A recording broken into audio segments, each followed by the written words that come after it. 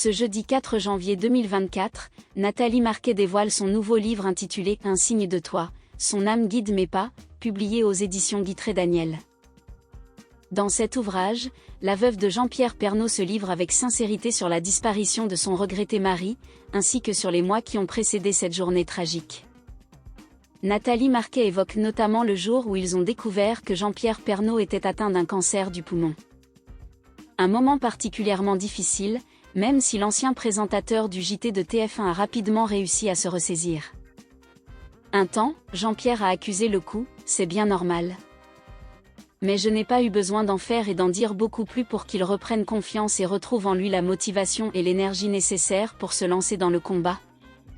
Relate son épouse.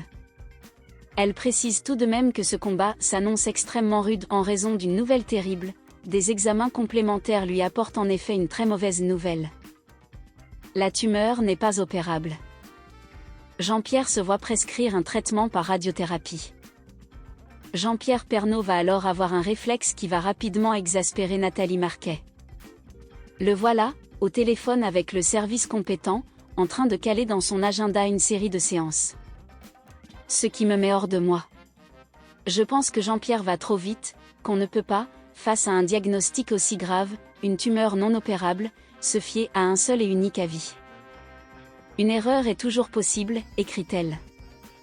Et elle ajoute, notre combat, nous ne le gagnerons pas seuls, nous devons pouvoir compter sur les meilleures expertises, les meilleurs traitements. Pour cela, il nous faut la meilleure équipe. C'est à l'hôpital Georges Pompidou que nous la trouvons, dans le service du professeur Françoise Lepin-Peckbart.